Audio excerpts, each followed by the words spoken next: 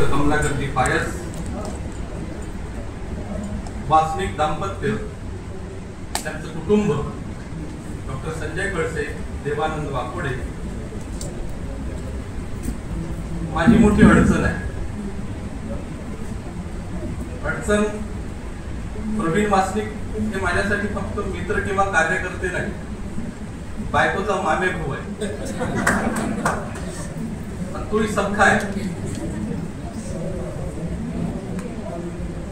बायकोचा मावस भाऊ पण इथे बसलेले आहे, बायकोचे सख्खा भाऊ पण इथं बसलेले आहेत.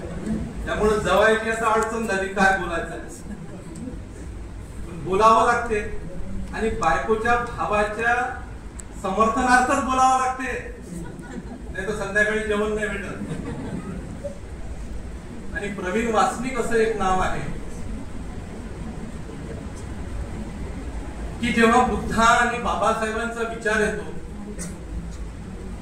बुद्धानं सांगितलेला धम्म असेल, बाबासाहेबांनी सांगितलेले विचार असेल, बुद्ध जेव्हा असं म्हणतात की दुःखाचं निर्मूलन झाले पाहिजे, दुःखमुक्त व्यक्ती झाला पाहिजे, त्याच्यासाठी बुद्धानं धम्म दिला. रुपयाचा प्रश्न आहे, प्रॉब्लेम ऑफ रुपीज आहे, म्हणून स्टेट सोशलिझम बाबासाहेबांनी दिला. ही परंपरा कायम ठेवत गाजर गवताचं निर्मूलन झालं पाहिजे. निर्मूलन होणं आवश्यक आहे, फक्त निर्मूलन करणं गरजेचं नाही, तर त्या ठिकाणी ते उपडून तिथं पिंपळाचं बोधिवृक्ष लावला पाहिजे. ही जी परंपरा आहे ती महत्वाची आहे, ती विचारधारा जपणारी आहे. कार्यकर्ता कसा असला की कार्यकर्ता दोन प्रकारचा असतो, असं Babasaheb for Congress and Gandhi have done to the untouchable मध्ये सांगतात. दोन प्रकारचे कार्यकर्ता असतात. एक माझ्यासारखा कार्यकर्ता असतो, प्राध्यापक. त्या प्राध्यापक कार्यकर्त्याला फोन येतो की 14 एप्रिलचं आमच्या गावामध्ये भाषण आहे आणि भाषण आहे म्हणून तुम्ही या. माझा त्याला प्रश्न असतो की मी पुस्तकं वाचलेले आहे, बाबासाहेबांचे विचार वाचलेले आहे, मी वेळ सुद्धा देतो. हे सांगण्यासाठी, बाबासाहेब बुद्ध सांगण्यासाठी तुम्ही मानधन किती द्याल? अनेक साहित्यिक, अनेक प्राध्यापक, अनेक विचारवंत मानधनाशिवाय बोलत नाही. आणि बाबासाहेब दोन प्रकारचे कार्यकर्ता सांगतात. पहिला कार्यकर्ता बाबासाहेब म्हणतात मर्सनरी वर्कर, मानधन घेऊन काम करणारा. भाड़े का टट्टू बाबासाहेब का आंदोलन नहीं चला सकता. म्हणून those you can love you can सर्व, टॉल्स्टॉय म्हणतो. जो समाजावर प्रेम करतो तोच खऱ्या अर्थानं समाजाची सेवा करतो. आणि म्हणून मिशनरी वर्कर तो असला पाहिजे, हे बाबासाहेब सांगतात. आणि या मिशनरी वर्करच्या हातून खऱ्या अर्थानं चळवळ चालवल्या गेली पाहिजे. आपलं मिशन काय? तर गाजरगवत निर्मूलनाचं. आपलं मिशन काय? तर पिंपळाचे झाडं लावण्याचं. आपलं मिशन काय? तर भिडेवाडा मुक्त करण्याचं. नवे भिडेवाडा राष्ट्रीय स्मारक झालं पाहिजे. हे मिशन घेऊन अख्खं आयुष्य जगणारा माणूस.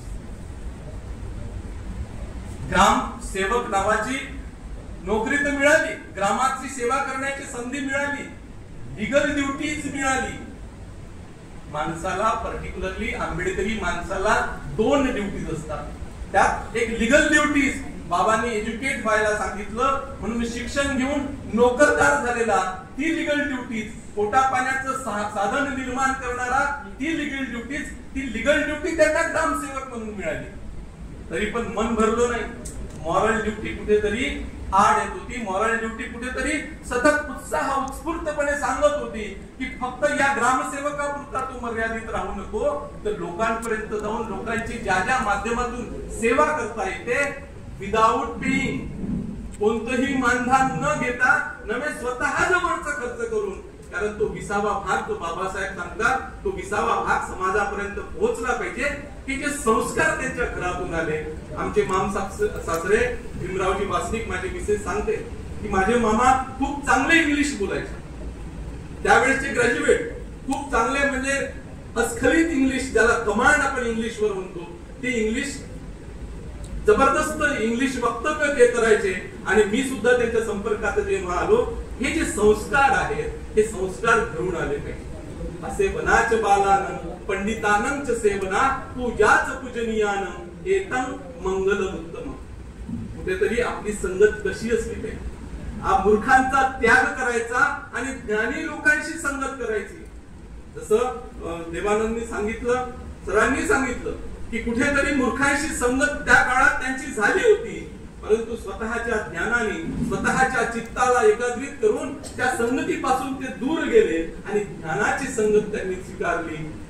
हे तत्व महामंगल सूत्रातलं हे जे सुत्त आहे, हे सुत्त जेव्हा आचरणामध्ये आलं तेव्हा खऱ्या अर्थानं तो प्रवीण वासनिक मधला तो आंबेडकरी कार्यकर्ता असेल, तो पर्यावरणवादी कार्यकर्ता असेल, फुलेंवर अतोनात प्रेम करणारा, नवे स्त्रियांच्या उद्धाराची चिंगारी त्या ठिकाणाहून भिडेवाड्यावरून पेटली आणि हजारो स्त्रियांचा उद्धार त्या भिडेवाड्यातून झाला. ते राष्ट्रीय स्मारक का होऊ नये म्हणून अनेक ठिकाणी आपले निवेदन देऊन त्यासाठी प्रयत्न करणारा खऱ्या अर्थानं तो जो कार्यकर्ता असतो तो हाडाचा कार्यकर्ता यासाठी असतो, तो चांगल्या संस्कारामध्ये वाढलेला असतो, चांगल्या संगतीत आलेला असतो. आणि म्हणून आज आपण फक्त कुटुंबातलेच आहोत असं नाही, सामाजिक दृष्ट्या पर्यावरणाच्या दृष्टिकोनातून एकत्रित आलेलो. कारण फार कमी लोकांचे सत्कार होतात, फार कमी लोकांना लोक ओळखतात, नव्हे त्यांना आपल्या आठवणीत जपून ठेवतात. असं फार कमी लोकांच्या बाबतीत घडतं. काही काही ठिकाणी तर असं घडते की ऑफिस मध्ये असणारा बरा झाला, रिटायर्ड झाला, आपल्या मागची कटकट गेलाय, असंही अशाही पद्धतीचे लोक असतात. पण यांच्या बाबतीत तसं झालं नाही. यांनी याच्याही अगोदर एक प्रयत्न केलेला आहे रिटायरमेंटचा, व्हॉलंटरी रिटायरमेंटचा. त्यांना लिगल ड्युटीज आवडत नव्हती, कारण ते साहेबांचे ज्या गोष्टी विनाकारण त्रास देणे हे कार्यालयांमध्ये होतं हे त्यांना आवडत नव्हतं आणि त्यांना जास्तीत जास्त वेळ समाजासाठी द्यायचा होता. पण अनेकांनी त्यांना समजावलं की हे साधन आपल्यासाठी महत्वाचं आहे आणि म्हणूनच ते त्या नोकरीत राहिले. आज 58 वर्षाचं वय झालं म्हणून नैसर्गिकरित्या किंवा लिगल दृष्टिकोनातून ते जरी त्यांची सेवापूर्ती झाली असली तरी येणाऱ्या काळात आपल्याला एक कार्यकर्ता, आंबेडकरी चळवळीला नव्हे पर्यावरणवादी चळवळीला एक कार्यकर्ता फुल टाइमर मिळाला. म्हणून आपलाही तो एक स्वार्थ आहे सत्कार घेण्यामागचा.